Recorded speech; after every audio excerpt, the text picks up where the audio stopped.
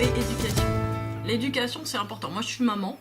Il y a peut-être beaucoup de gens qui, de l'autre côté de cette caméra, sont maman ou son papa.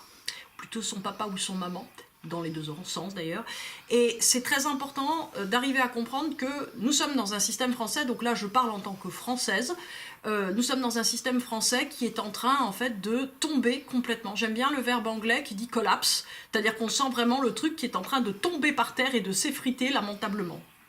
Voilà, nous sommes dans une grande difficulté parce que le système français d'éducation est le système de l'ère du poisson, c'est-à-dire apprenez par cœur, ne soyez personne, il y a une bonne méthode et de toute façon il y a un bon cadre pour apprendre des choses et pas autrement.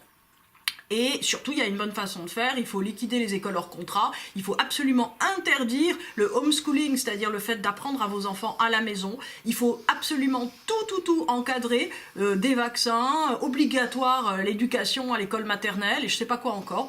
En fait, si vous voulez, voilà, l'État français n'a pas tout à fait compris qu'il y avait eu un petit changement d'air. Et que dans ce petit changement d'air, eh ben, on ne va pas pouvoir continuer comme ça. Donc en fait, on se retrouve avec maintenant 30% des gamins qui sont globalement en décrochage scolaire, depuis les toutes petites classes jusqu'aux très grandes classes. D'ailleurs, vous avez quelquefois des enseignants d'écoles élémentaires ou d'écoles maternelles même qui vous disent « cet enfant-là », par exemple, j'ai une amie comme ça, son petit garçon en fait était un petit garçon surdoué qui avait 3 ans et demi, qui s'appelait Romain, qui était un magnifique petit garçon, et ce petit garçon, il savait parfaitement lire. Et ce petit garçon était par ailleurs très timide, comme beaucoup d'enfants surdoués, mais vraiment surdoués. Et la maîtresse a dit à la maman, à peu près à la fin du premier trimestre, vraiment elle l'a convoqué en disant « je suis très inquiète parce que je pense que votre enfant n'arrivera pas facilement à apprendre à lire, déjà il lui manque beaucoup d'étapes, et ça sera très dur pour lui ». C'était d'une, j'allais dire, prodigieuse clarté de vue. Et en fait, il y a une nouvelle institutrice qui est arrivée en janvier. Cette nouvelle institutrice a remarqué que le petit garçon, donc de 3 ans et demi, ou de, je ne sais même pas s'il avait déjà 3 ans, petit garçon de 3 ans et demi, lisait à ses camarades des histoires. Donc elle a avisé les parents, donc le petit garçon savait lire, ce que les parents savaient parfaitement.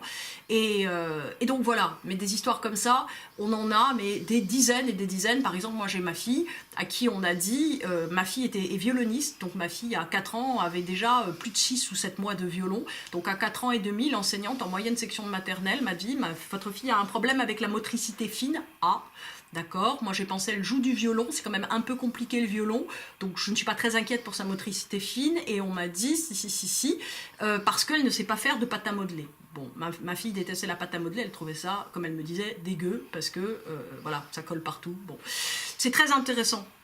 Dans l'ère du Verseau, on va vous demander tout simplement en fait d'être vous-même. C'est-à-dire que le mauvais côté de l'ère du Verseau, c'est que il faut du temps, il faut énormément de temps. C'est-à-dire que des parents de l'ère du Verseau sont des parents qui s'occupent presque à plein temps de leurs enfants parce qu'ils ont envie de les déployer, de les développer. Donc si un enfant a envie d'apprendre quelque chose, potentiellement, il a son parent qui le suit, qui l'aide à se développer, qui l'aide à comprendre exactement ce qu'il a envie de comprendre et qui l'emmène. Alors effectivement, si votre enfant est doué en physique quantique et que vous pas, ça va être très compliqué de l'emmener, on va dire, jusqu'à terme de ça. Mais en tout cas, l'idée de l'uniformisation, du nivellement, est impossible pour ces enfants qui sont nés, on va dire, depuis à peu près l'an 2000. Et c'est ça qui est tellement compliqué en France, c'est qu'on se retrouve, on va dire, dans un système qui est complètement à deux vitesses, c'est-à-dire qu'il y a des âmes qui sont assez malléables pour rentrer dans un système, on va dire, d'apprentissage et de nivellement et de, on va dire, comment dire, hyper cadrage de leur manteau ou de leur mental,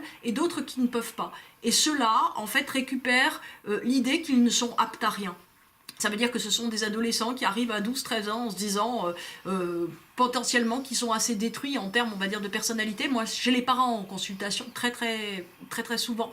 Et en fait, ce sont des enfants qui sont, en général, extrêmement doués dans une direction, peut-être dans un artisanat, peut-être dans un sens des affaires, peut-être dans une capacité, on va dire, à rencontrer les cultures ou à réfléchir. Ce sont en général des enfants qui ont un hobby. Et ce hobby, ils le développent, on va dire, envers et malgré l'école, envers malgré tout, et souvent avec la confiance de leurs parents.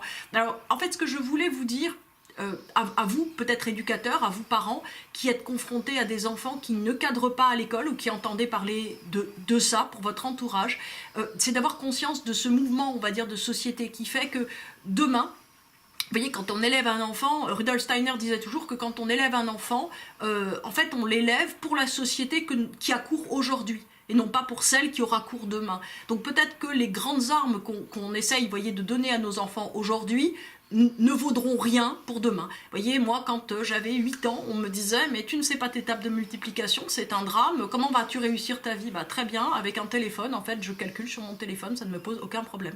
Donc, c'est vrai que, si vous voulez, l'éducation et, on va dire, ces menaces, ces grands critères, n'ont pas cours, ne sont pas valides, on va dire, pour le monde de demain. Donc, la nécessité, si vous voulez, aujourd'hui, c'est d'accompagner ces jeunes, d'accompagner les enfants, d'accompagner les bébés dans les découvertes, mais accompagner ne veut pas dire les laisser dans le vide.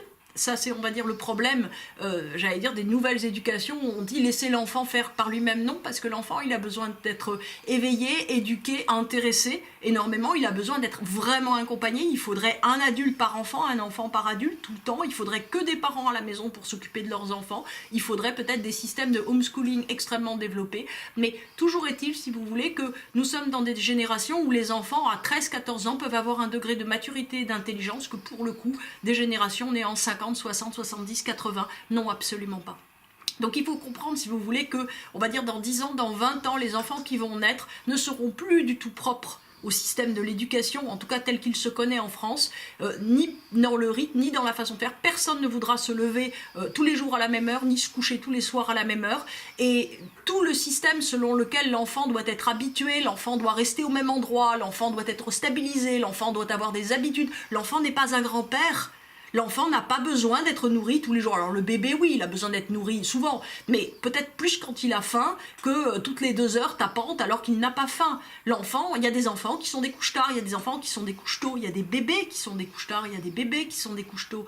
Peut-être faut-il commencer, non pas à faire n'importe quoi, mais à respecter plus les personnalités, à respecter plus les cadres, et puis sortir, on va dire aussi, de tous ces poncifs sur l'éducation selon lequel un enfant qui passe son enfance de, on va dire, la petite section de maternelle jusqu'au bac en même endroit est un enfant équilibré. C'est un enfant qui n'aura rien vu, c'est un enfant qui n'aura rien fait, c'est un enfant qui aura beaucoup de mal à s'adapter au monde. Je vous rappelle qu'Elon Musk n'a pas été à l'école avant l'âge de 14 ou 15 ans, ainsi de la plupart, on va dire, des créateurs géniaux. Tori Amos, qui est donc une compositrice chanteuse, elle a été virée de tous les conservatoires de la côte Est, et ainsi de suite. De toute façon, si vous êtes vraiment quelqu'un porteur de quelque chose, vous ne cadrerez pas.